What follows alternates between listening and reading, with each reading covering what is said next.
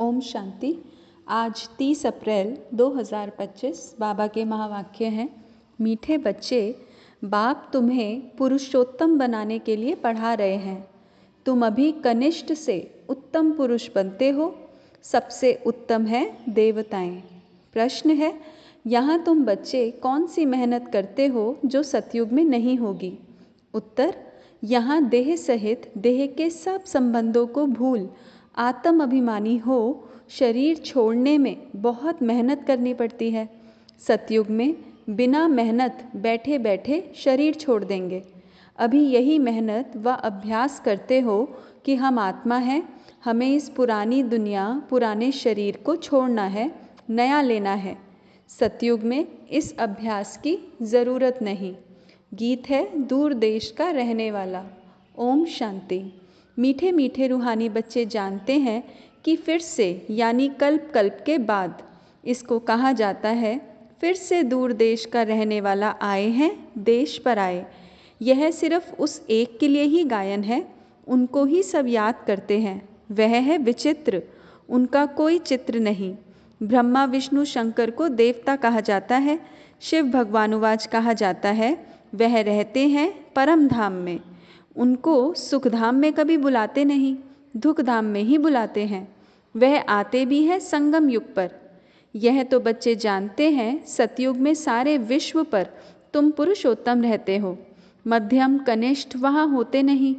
उत्तम ते उत्तम पुरुष यह श्री लक्ष्मी नारायण है ना, इन्हों को ऐसा बनाने वाला श्री श्री शिव बाबा कहेंगे। श्री श्री उस शिव बाबा को ही कहा जाता है। आजकल तो सन्यासी आदि भी अपने को श्री श्री कह देते हैं, तो बाप ही आकर इस सृष्टि को पुरुषोत्तम बनाते हैं। सतयुग में सारी सृष्टि में उत्तम ते उत्तम पुरुष रहते हैं। उत्तम ते उत्तम और कनिष्ठ से कनिष्ठ का फर्क इस समय तुम समझते हो। कनिष्ठ मनुष्य अपनी नीचाई दिखाते हैं। अभी तुम समझते हो हम क्या थे, अब फिर से हम स्वर्गवासी पुरुषोत्तम बन रहे हैं। यह है ही संगम युग। तुमको खातरी है कि यह पुरानी दुनिया नई बननी है। पुरानी सो नई, नई सो पुरानी ज़रूर बनती है। नई को सतयुग, पुरानी को कलयुग कहा जाता है। बाप है ही सच्चा सोना, सच कहने वाला, उनको ट्रुथ कहते हैं। सब कुछ सत्य बताते हैं। यह जो कहते हैं ईश्वर सर्वव्यापी है, यह झूठ है। अब बाप कहते हैं झूठ ना सुनो। Hear no evil, see no evil. राज विद्या की बात अलग है। वह तो है ही अल्पकाल सुख के लिए। दूसरा जन्म लिया फिर नए सिर पड़ना पड़े, वह है अल्पकाल का सुख। यह है 21 जन्म 21 पीढ़ी के लिए। पीढ़ी बुढ़ापे को कहा जाता है। वहाँ कभी अकाले मृत्यु नहीं होता। यहाँ तो देखो कैसे अकाले मृत्यु होती रहती है। ज्ञान में भी मर जाते हैं। तुम अभी काल पर जीत पहन रहे हो, जानते हो वह है अमरलोक, यह है मृत्युलोक। वहाँ तो जब बूढ़े होते हैं तो साक्षात्कार होता है। हम यह शरीर छोड़ जाए बच्चा बनेंगे, बुढ़ापा पूरा होगा और शरीर छोड़ देंगे। नया शरीर मिले तो वह अच्छा ही है ना। बैठे बैठे खुशी से शरीर छोड़ देते हैं। यहाँ तो उस अवस्था में रहते शरीर छोड़ने लिए मेहनत लगती है। यहाँ की मेहनत वहाँ फिर कॉमन हो जाती है। यहाँ देह सहित जो कुछ है सबको भूलना है। अपने को आत्मा समझना है, इस पुरानी दुनिया को छोड़ना है, नया शरीर लेना है। आत्मा सतो प्रधान थी तो सुंदर शरीर मिला, फिर कामचिता पर बैठने से काले तमो प्रधान हो गए तो शरीर भी सांवरा मिलता है। सुंदर से श्याम बन गए। कृष्ण का नाम तो कृष्ण ही है, फिर उनको श्याम सुंदर क्यों कहते हैं? चित्रों में भी कृष्ण का चित्र सांवरा बना देते हैं, परंतु अर्थ नहीं समझते। अभी तुम समझते हो सतो प्रधान थे तो सुंदर थे, अभी तमो प्रधान श्याम बने हैं। सतो प्रधान को पुरुषोत्तम कहेंगे, तमो प्रधान को कनिष्ठ कहेंगे। बाप तो एवर प्योर है, वह आते ही है हसीन बनाने, मुसाफिर है ना। कल्प कल्प आते हैं, नहीं तो पुरानी दुनिया को नया कौन बनाएंगे? यह तो पतित छीछी दुनिया है। इन बातों को दुनिया में कोई नहीं जानते। अब तुम जानते हो, बाप हमको पुरुषोत्तम बनाने लिए पढ़ा रहे हैं। फिर से देवता बनने लिए हम सो ब्राह्मण बने हैं। तुम हो संगम युगी ब्राह्मण। दुनिया यह नहीं जानती कि अब संगम युग है। शास्त्रों में लाखों वर्ष कल्प की आयु लिख दी है, तो समझते हैं कलयुग तो अभी बच्चा है। अभी तुम दिल में समझते हो हम यहाँ आए हैं उत्तम ते उत्तम, कलयुगी पतित से सतयुगी पावन, मनुष्य से देवता बनने लिए। ग्रंथ में भी महिमा है, मूल पलीति कपड़ धोए। परंतु ग्रंथ पढ़ने वाले भी अर्थ नहीं समझते। इस समय तो बाप आकर सारी दुनिया के मनुष्य मात्र को साफ करते हैं। तुम उस बाप के सामने बैठे हो, बाप ही बच्चों को समझाते हैं। यह रचता और रचना की नॉलेज और कोई जानते ही नहीं। बाप ही ज्ञान का सागर है। वह सत्य है, चैतन्य है, अमर है, पुनर्जन्म रहित है, शांति का सागर, सुख का सागर, पवित्रता का सागर है। उनको ही बुलाते हैं कि आकर यह वर्षा दो। तुमको अभी बाप 21 जन्मों के लिए वर्षा दे रहे हैं। यह है अविनाशी पढ़ाई। पढ़ाने वाला भी अविनाशी बाप है। आधा कल्प तुम राज्य पाते हो, फिर रावण राज्य होता है। आधा कल्प है राम राज्य, आधा कल्प है रावण राज्य। प्राणों से प्यारा एक बाप ही है, क्योंकि वही तुम बच्चों को सब दुखों से छुड़ाए अपार सुख में ले जाते हैं। तुम निश्चय से कहते हो वह हमारा प्राणों से प्यारा पारलौकिक बाप है। प्राण आत्मा को कहा जाता है। सब मनुष्य मात्र उनको याद करते हैं, क्योंकि आधा कल्प के लिए दुख से छुड़ाए शांति और सुख देने वाला बाप ही है। तो प्राणों से प्यारा हुआ ना। तुम जानते हो सतयुग में हम सदा सुखी रहते हैं, बाकी सब शांति धाम में चले जाएंगे। फिर रावण राज्य में दुख शुरू होता है। दुख और सुख का खेल है।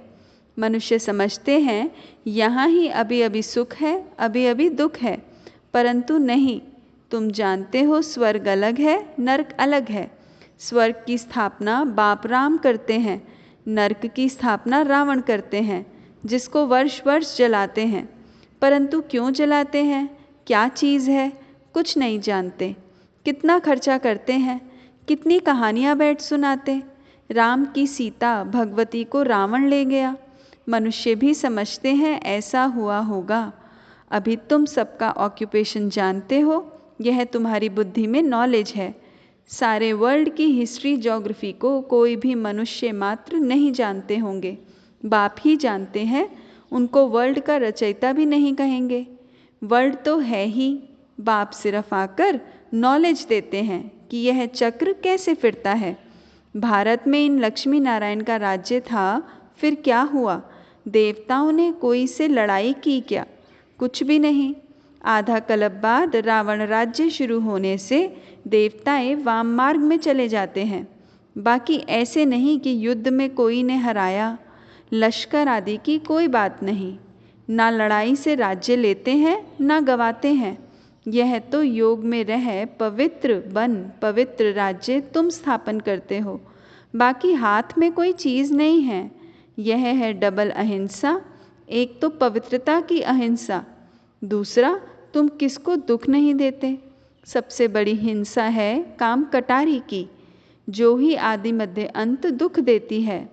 रावण के राज्य में ही दुख शुरू होता है, बीमारियां शुरू हो जाती हैं।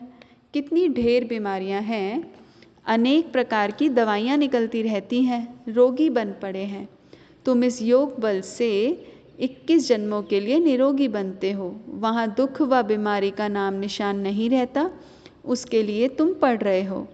बच्चे जानते हैं भगवान हमको पढ़ाकर भगवान भगवती बना रहे हैं। पढ़ाई भी कितनी सहज है, आधा पौने घंटे में सारे चक्र का नॉलेज समझा देते हैं। 84 जन्म भी कौन कौन लेते हैं यह तुम जानते हो। भगवान हमको पढ़ाते हैं, वह है ही निराकार, सच्चा सच्चा उनका नाम है शिव। कल्याणकारी है ना, सर्व का कल्याणकारी, सर्व का सद्गति दाता है। ऊंचते ऊंच बाप, ऊंचते ऊंच मनुष्य बनाते हैं। बाप पढ़ाकर होशियार बनाए, अब कहते हैं जाकर पढ़ाओ।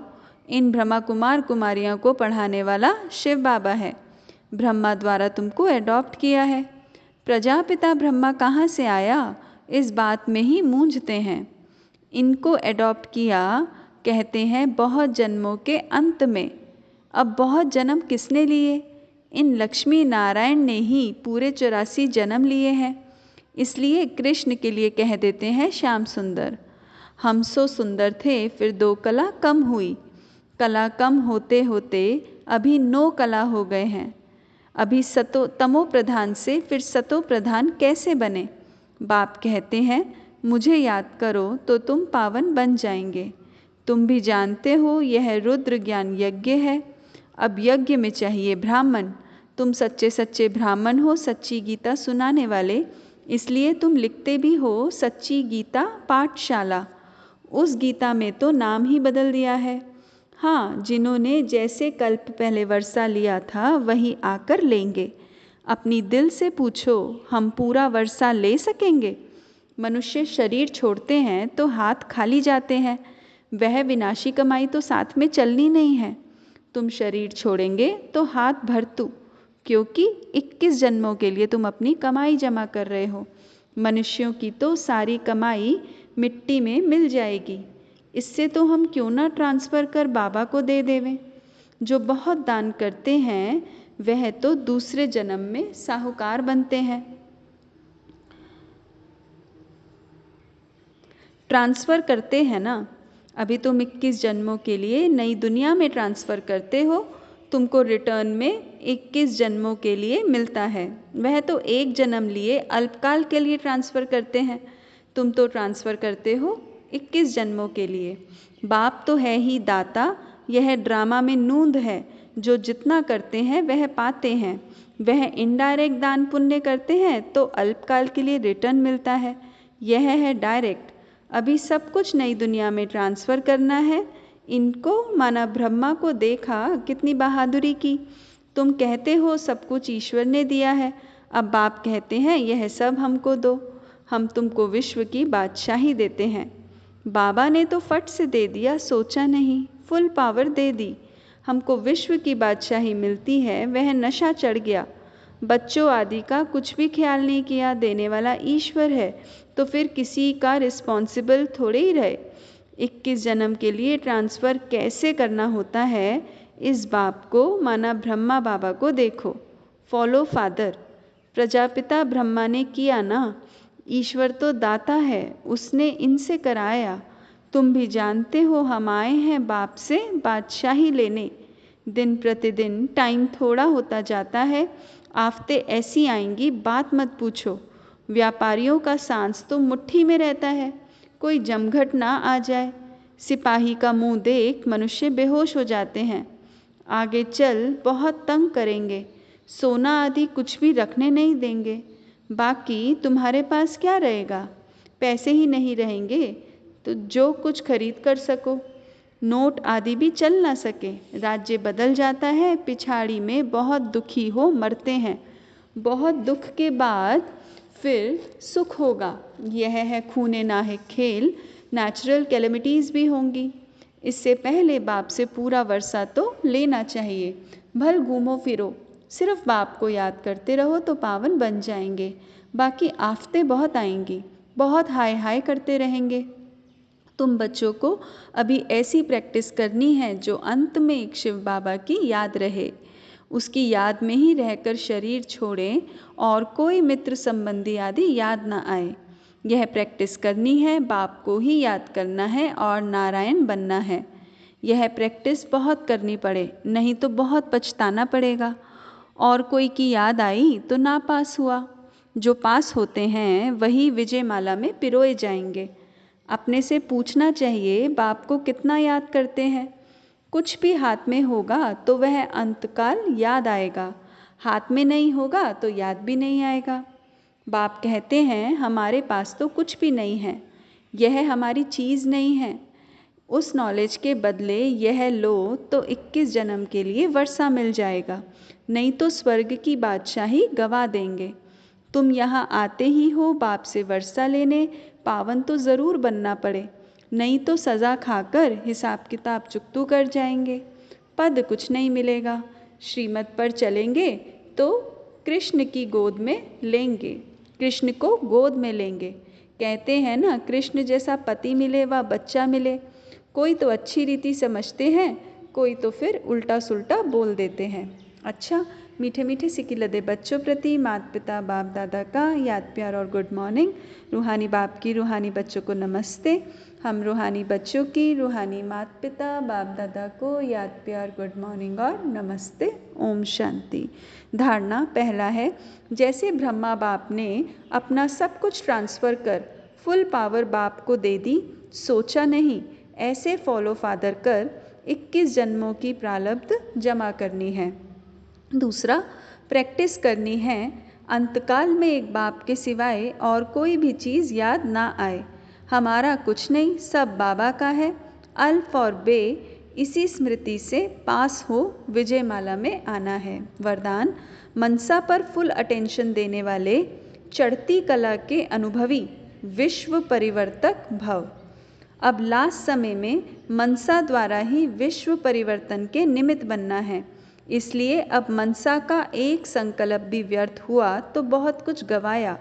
एक संकल्प को भी साधारण बात ना समझो। वर्तमान समय संकल्प की हलचल भी बड़ी हलचल गिनी जाती है, क्योंकि अब समय बदल गया, पुरुषार्थ की गति भी बदल गई, तो संकल्प में ही फुल स्टॉप चाहिए। जब मनसा पर इतना अटेंशन हो तब चढ़ती कला द्वारा विश्व परिवर्तक बन सकेंगे। स्लोगन, कर्म में योग का अनुभव होना अर्थात कर्म योगी बनना। कर्म में योग का अनुभव होना अर्थात कर्म योगी बनना। ओम शांति।